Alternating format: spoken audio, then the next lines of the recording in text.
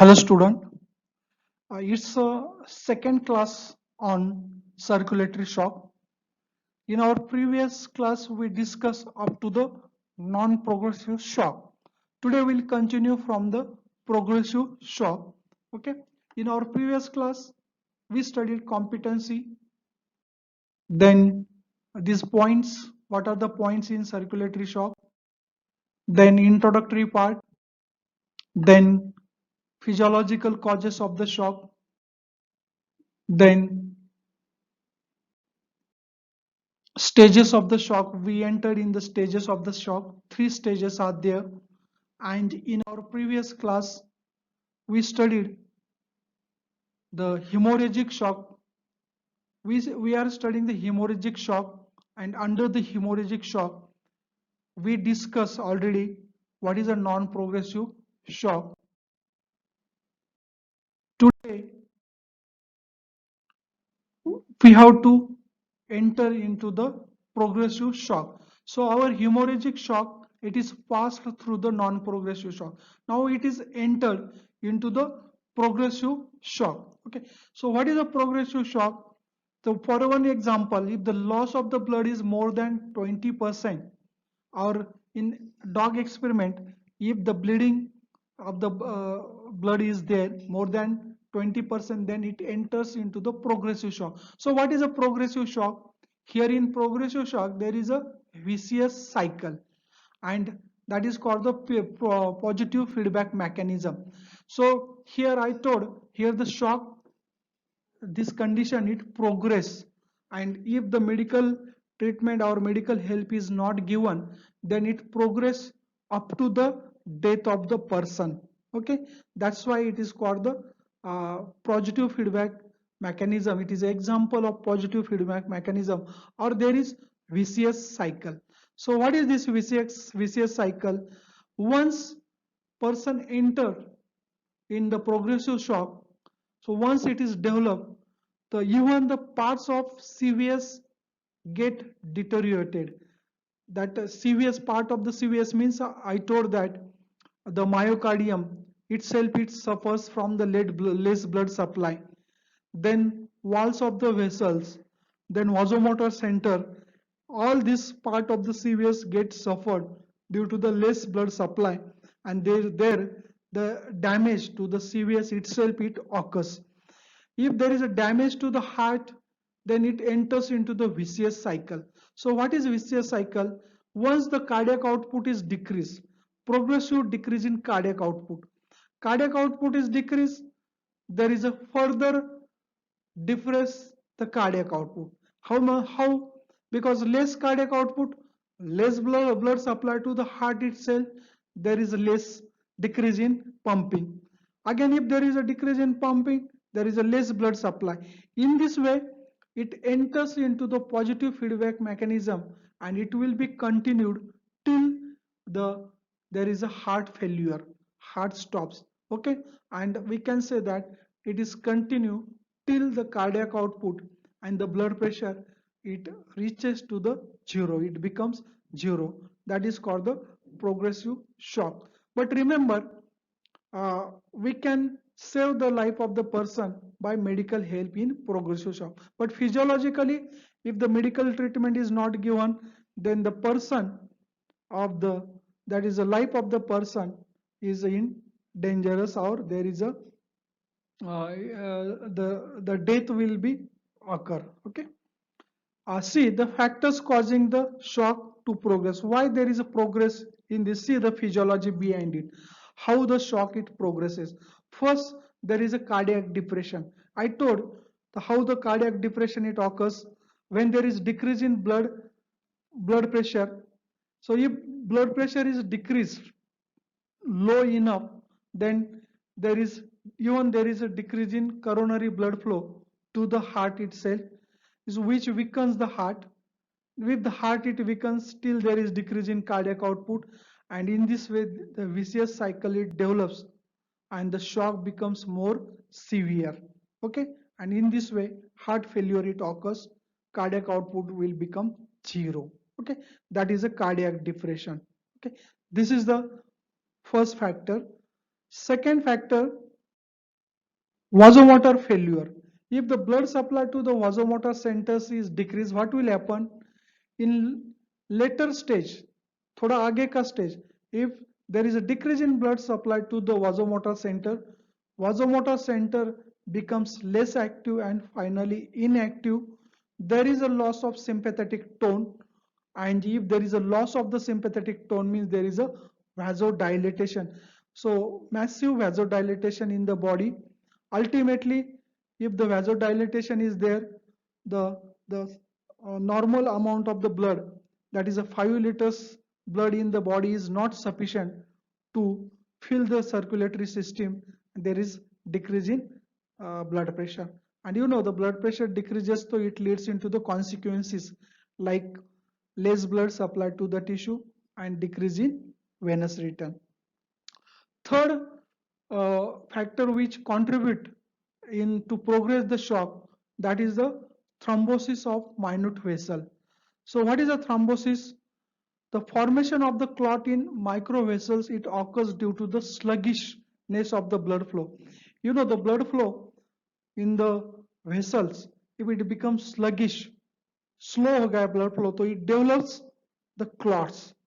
That is a clot formation, it occurs, and that is called the thrombosis. Okay, so this thrombosis, in addition to that, it causes the it also contribute, the factors contribute for the thrombosis is there is an accumulation of lactic acid and other metabolic end products. The metabolic end products accumulates at the tissue level, that increases the acidity of the blood, and which also contribute in the formation of the blood clots. So sluggishness and metabolic end products, both are the factors which cause the formation of blood clots, is called the thrombosis. Okay, and once the blood clots are formed at periphery, it blocks the blood supply, it blocks the uh, blood to flow, and which leads into the progressive shock, means it makes the condition more worse and worse. Okay, next factor it contributes, increased capillary permeability. The capillary permeability increases due to the accumulation of metabolic end products. And you know, metabolic end products like lactic acid, it causes the vasodilatation, okay, and it also increases the this thing permeability, which leads into the more tissue fluid formation. There is a more loss of the plasma, that is extracellular fluid, into the tissue, which ultimately there is decrease in blood volume, decrease in cardiac output, decrease in blood pressure. Okay, and last point, that is release of the toxin by the ischemic tissue. If the ischemia to the tissue means the less blood supply to the tissue. If the blood supply to the tissue is less, then it is called the ischemic tissue. The toxin, if the blood supply is less, the toxins such as histamine, serotonin, then tissue enzymes, these are releases at the tissue level, and it causes the further damage to the tissue, that cause the deterioration or the damage to the tissue. In addition to that, the next factor is generalized cellular deterioration. So generalized cellular means all over the body tissue get damaged. Why? When shock becomes more severe, जैसे जैसे shock आगे जाता है, progress करता है, तो at the cellular level, what happens is in the cell itself. So in the cell, there is a decrease in active transport through the cell membrane. You know, for the active transport, different substances are transported across the cell membrane by active transport. If the blood supply is not proper, then there is no formation of the sufficient energy. You know, the ATPs are required for the active transport, and then it affects on the active transport. There is a decrease in mitochondrial activity. Then there is a lysosomes begins to split. If the integrity of the lysosomes are not maintained in the cell, the lysosomes begins to split, and the digestive enzymes in the lysosomes that comes out in the cell, that is a cellular metabolism greatly differs, and there is no sufficient ATPs formation. Then this digestive enzyme itself, it causes the damage of the cell, that enzymes release from the lysosome. In this way, this overall condition that develops into the damage to the cell itself at the cellular level, that is called the cellular deterioration. Okay, then also tissue necrosis and acidosis it occurs. So what is a tissue necrosis?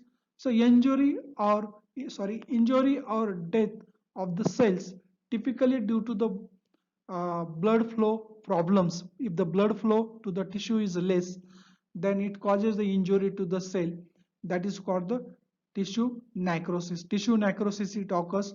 Tissue acidosis it occurs, that excessive low pH due to the accumulation of the lactic acid. So if the pH is very low, then it also causes the damage to the tissue. Okay, so in this way, these are the factors which progress the shock, and that is called the progressive stage of the shock. Then after this, that much progression, then it enters into the irreversible stage. If the shock progress to the up to the certain level, then it is called the irreversible stage. And if once it is entered in the irreversible stage, when the shock has progress to a certain stage, then transfusion or any other type of therapy becomes incapable of saving the life of the person. So there is no use any type of the treatment, external help, it will be in vain, cannot save the life of the person. That is called the irreversible stage. It is not possible to bring the person back, and the death of the patient is sure. Okay, this is a irreversible stage. Students, second type of the shock is a neurogenic shock. So what is neurogenic shock? The basic mechanism is same, that tissue get less blood supply or there is a deterioration of the tissue, but causes are different. The in hemorrhagic shock we discussed that there is a loss of the blood. In neurogenic shock, what happens in neurogenic shock? Neurogenic shock is due to the damage to the nervous system. Okay, and here it leads into the massive vasodilatation. Okay, so here the blood volume is normal. There is a 5 to 6 liter of the blood in the body, but here that blood is not sufficient to fill the circulatory system. Okay, because of there is a vasodilatation, so capacity of the vascular system it increases, and this normal blood volume is not sufficient to maintain the cardiac output or blood pressure. So this type of the shock is, it is without any loss of the blood volume. Here what happens is, it is due to the increased vascular capacity. Okay, and normal amount of the blood is not sufficient for filling the circulatory system. Okay, and here that's why it causes the problem, means it is difficult to maintain venous return, cardiac output and blood pressure. Okay, and to maintain the blood supply. Here it is due to the sudden loss of vasomotor tone, which leads into the dilatation of vascular system, and that is called the neurogenic shock. Okay, so what are the causes? It occurs when it occurs. Examples: it occurs in deep general anesthesia. For example, if the anesthesia is more than the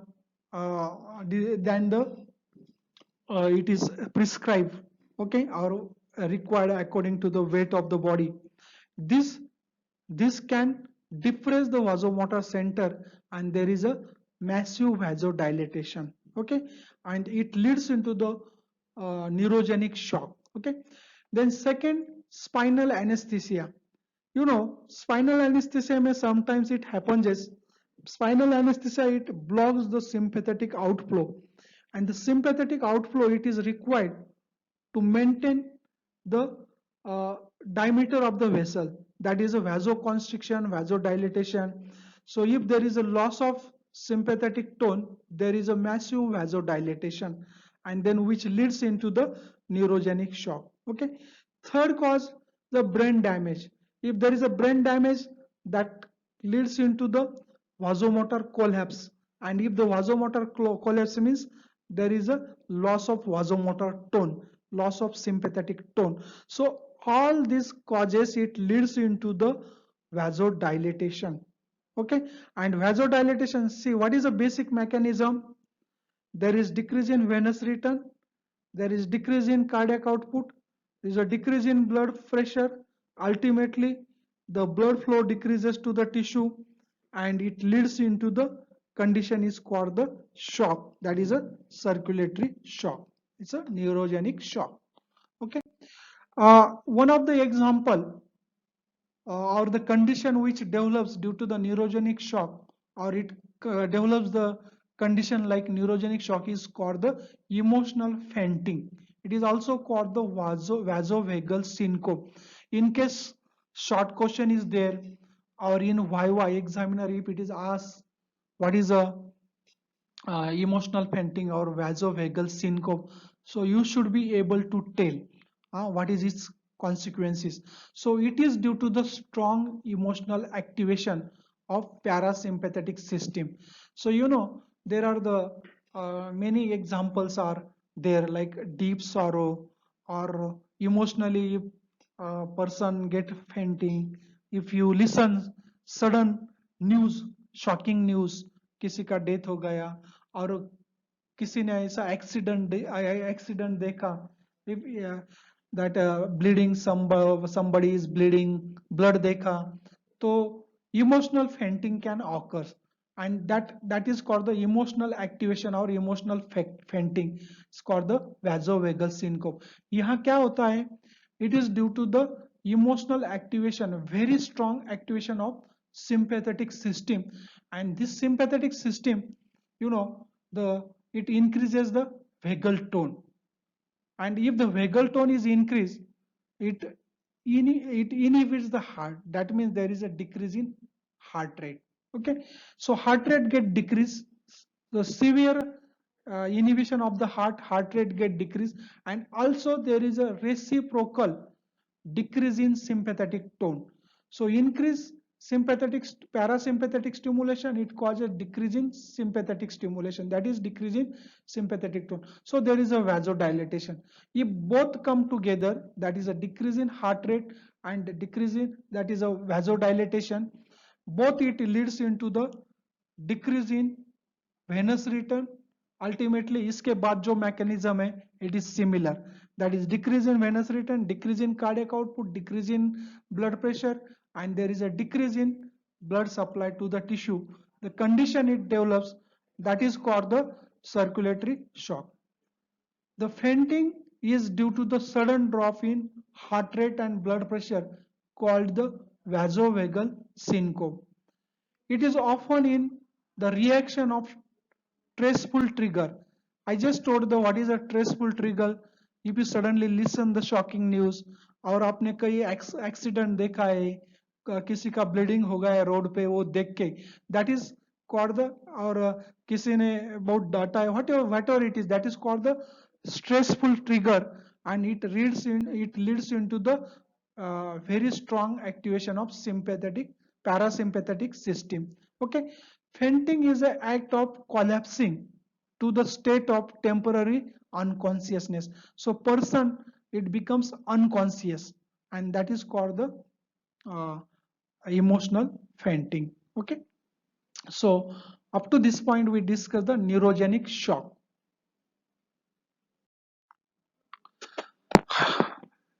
Here, this is a third type of circulatory shock. So anaphylactic shock. Anaphylactic shock, it is due to the allergic reaction. Now many times you listen, most of you are familiar with, also the familiar with the allergic reaction. Allergic reaction, when it occurs in the body, when the foreign antigens, once it is entered in the body, the once the antigen or the foreign particles or the foreign bodies if enter in the body, then antigen antibody reaction it can occur. So the anaphylaxis is a serious allergic reaction may cause the death. If it is a severe sufficient, it can cause the death of the person within 1 minute also. Okay, how it happens is here it also leads into the circulatory shock. Okay, this type of the antigen antibody reaction, if it is severe, it is also very lethal to the body, and it serves it a body, it leads into the less supply of blood, decrease in cardiac output, or the complications can occur. So what is the mechanism? What happens is here, due to the antigen antibody body reaction, it causes the basophils in the blood and the mast cells in the tissue to release the histamine. Okay, so histamine substance release hota hai in antigen antibody reaction, and once the histamine release, and if it is more than the if it is severe, then what it causes, it causes the dilatation of arterioles that leads into the decrease in blood pressure. Same histamine, it causes the overall vasodilatation, and it increases the vascular capacity, particularly due to the venous dilatation. It increases the capillary permeability with rapid loss of fluid and the proteins into the tissue spaces. So three reaction it occurs. First, it causes the dilatation of arterioles. It also causes the dilatation of venous system, and it increases the permeability for the capillaries. And ultimately, there is a loss of the fluid, and also it increases the capacity of vessels, and the normal amount of the blood is not sufficient to fulfill or to fill the cardiovascular system. So here the effect is there is a great decrease in venous return.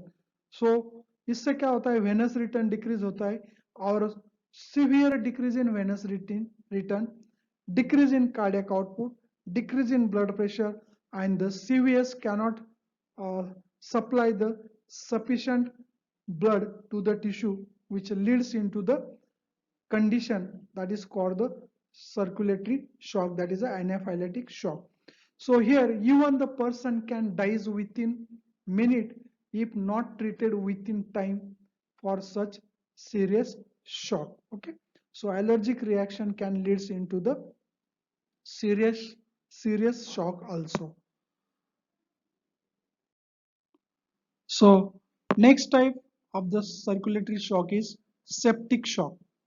Septic shock, it is also called the blood poisoning, and this type of the shock, it occurs due to the infection, that is a bacterial infection, and it is due to the different types of the bacterial infection. So here, if this infection is not treated within time, and if the infection is spread throughout the body, so what happens is, so it can leads into the this type of the blood poisoning, and can cause the serious problems. Okay, the septic shock is clinically more important because it occurs frequently more than the any type of the shock. So if we compare with the any type of the shock, the chances of septic shock is more, because there is a infection, and the infection it occurs there, हम देखते हैं कि infections ज़्यादा रहता है patient में, and this type of the shock it occurs. Okay, so what happens is here there is a significant drop in blood pressure that can lead to the respiratory failure, heart failure, stroke, failure of the other organs, and death. So final mechanism is same. If the blood pressure is decreased, then this causes the heart failure, respiratory failure, stroke. To the stroke means damage to the some part of the brain due to the less blood supply, failure of the other organs it occurs, and finally final mechanism is same, that causes the deterioration of the tissue. So examples of this septic shock, it is caused due to the spread of infections from the The first example is if the infection spread from the uterus and fallopian tubes. Okay. Then second example is peritonitis. In the peritonitis, it is caused by the rupture of GIT or by intestinal disease. Okay. So the wall of the GIT, there is an inflammation of the wall of the GIT. Sometimes it get ruptured also, and it leads into the such type of the complications. Third example of septic shock is the bodily infection, that is generalized infection can occur in the body, and for example it is due to the streptococcal or staphylococcal bacteria. There is their infection. Next example is generalized gangrenous infection due to the gas gangrene bacilli. Then infection spread into the blood from kidney or urinary tract, often caused by the colon bacilli. So like these different types of the bacteria, if their infection is not treated within time, and if it's spread from one part to the other, it can lead into the blood poisoning, and that causes the damage to the tissue. Okay. So special features of the septic shock. इसमें क्या होता है? What are the symptoms? There is high fever, then vasodilatation throughout the body, high cardiac output, sluggish of the blood, uh, sluggishness of the blood flow, development of the micro blood clots in the body. Like this, it leads into these problems or complications. Okay. Students, up to this point, we discuss types of the shock, causes of the shock, how it occurs, and how it develops. Okay. Then now coming to the last point, that is a treatment part, the physiology of treatment in shock. So different types of the shock, different types of the treatments, it is given in different types of the shock. First, the replacement therapy. So in the replacement therapy, blood and plasma transfusion in hemorrhagic shock or the shock due to the plasma loss. Okay, so if there is a shock, if it is due to the hemorrhage or the blood loss, then this replacement therapy is very helpful to maintain the blood pressure and cardiac output. Here the blood transfusion is given, even the plasma transfusion is also given, and we try to maintain the blood volume, to bring the blood volume to the normal, and in this way to maintain the cardiac output, that is a venous return and blood pressure. Okay.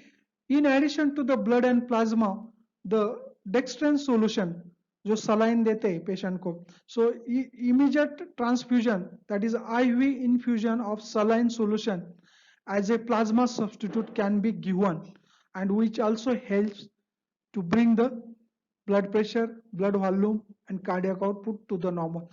When there is a dehydration, in this condition, the administration of appropriate electrolyte solution, it also helps to bring these all physiological parameters to the normal. Okay.